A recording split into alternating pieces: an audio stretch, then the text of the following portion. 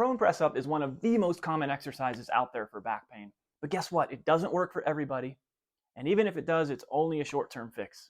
My name is Rob Drenning. I'm a physical therapist. I know that that's not the most popular opinion out there.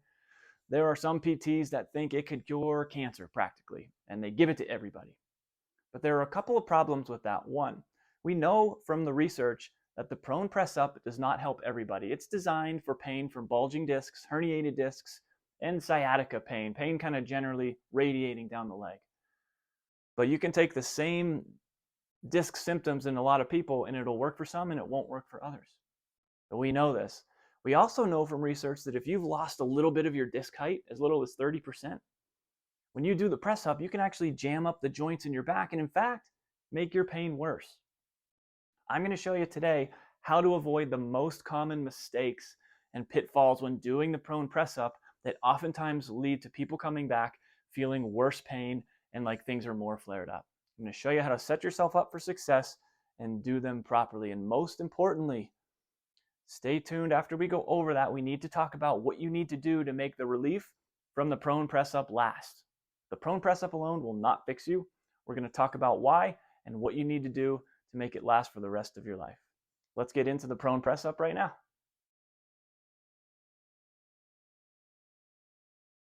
There are a lot of varieties of the prone press up and how to do it, and certain people think that their way is the best. But to be honest with you, what I found to be the best approach is to keep it simple and what works best for you. So I'm going to show you how to grade your way into the prone press up until you find the level that feels the best for you and for your back. It should not be painful. It should feel good and comfortable to do, and it should feel comfortable after. It shouldn't increase any pain. So please keep that in mind as we go through. The classic press up involves going down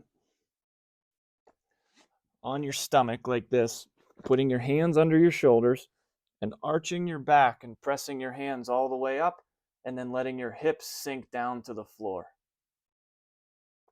But for a lot of us, we just mentioned, remember, that you can hurt yourself. You can make your pain worse by jamming up the joints in your back when you do that. Even if it's helping your disc, you can create other problems.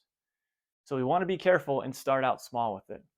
So usually what I recommend, depending on how acute your pain is, you can even start with a pillow underneath your stomach, going down in that same position. You can put pillows under your chest and your stomach, whatever works best for you, but start with the pillow under your stomach. And you're going to put your hands underneath your shoulders. And what you're going to do is just start to press up gently and arch your back and then back down. The key is to relax your back and your glutes while you're doing this. You don't want to be using your muscles to lift you up without your hands. That's going to be painful.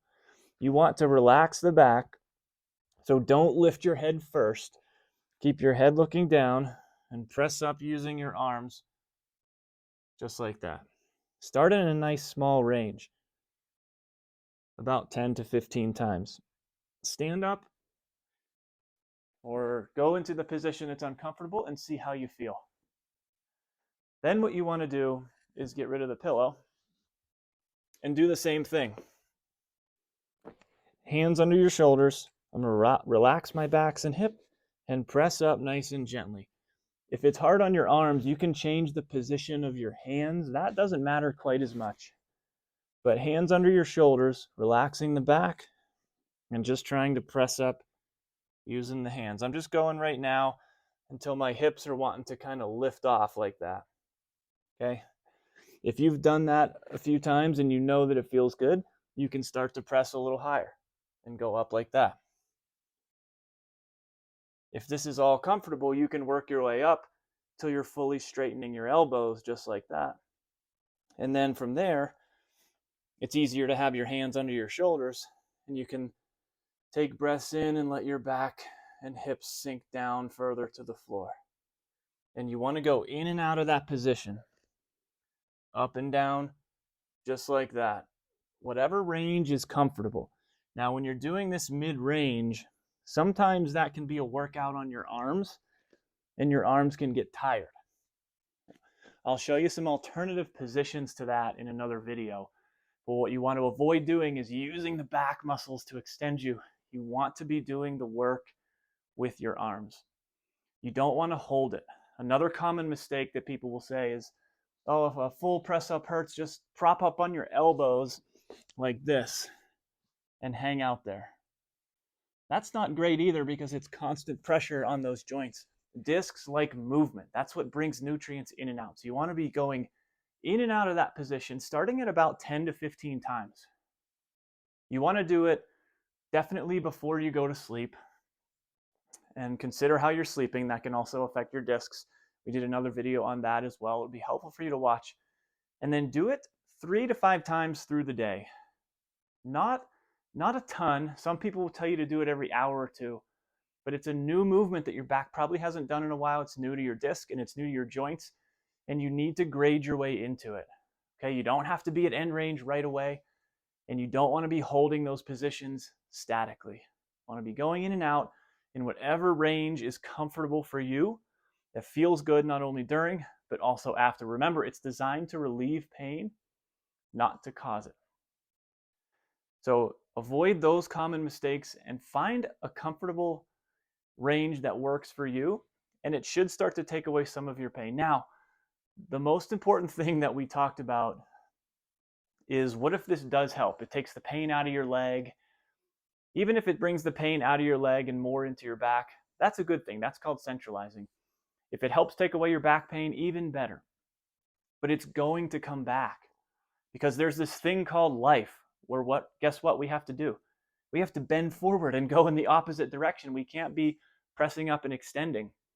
So then the next step is to train your back and your nerve how to tolerate forward bending and being loaded in that direction again. We did another video on that already, on what to do when you need to stop doing the press ups. If you've gotten the relief, great.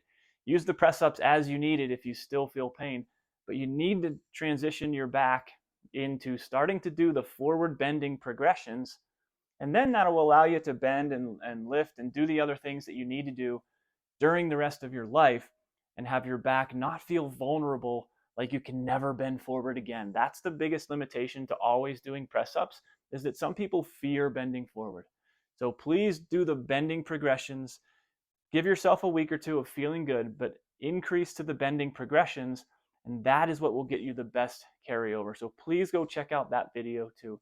Let me know if you have questions about how to time or sequence those, but they're important to consider together.